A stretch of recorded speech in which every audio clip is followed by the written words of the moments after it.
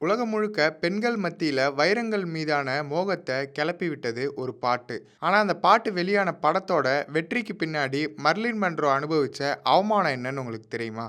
இந்த மாரி இன்ட்ரஸ்டிங்கான கன்டென்ட் பார்க்க சினிமா போகன் சேனல சப்ஸ்கிரைப் பண்ணுங்க. 1953ல வெளிவந்த ஜென்டில்மேன் பிரிஃபர் பிளாண்ட்ஸ்ன்ற திரைப்படத்துல தான் மர்லின் மன்றோ உலக தரத்துக்கு உயர்ந்தாங்க.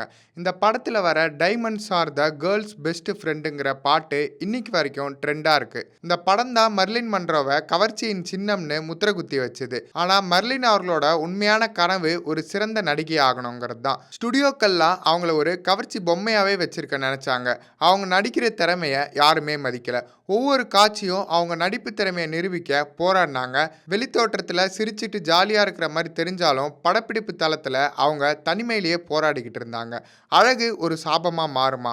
மாறுச்சுன்னா அது எப்படி இருக்கும்? இவங்க வாழ்க்கையை பார்த்தா கண்டிப்பா அது நமக்கு தெரியும். மர்லின் மன்றோவை ஏன் இந்த உலகம் ஒரு பாத்திரத்துக்குள்ளேயே அடைச்சி வைக்க நினைச்சது? அடுத்த கட்டத்துக்கு போக எடுத்த துணிச்சலான முடிவு என்ன? அடுத்த ஷார்ட்ஸ்ல பார்க்கலாம். இந்த மர்லின் மன்றோவின் வாரத்துல அவங்கள பத்தின தெரியாத பல தகவல்களை தெரிஞ்சுக்க சினிமா போகன் சேனலை சப்ஸ்கிரைப் பண்ணுங்க.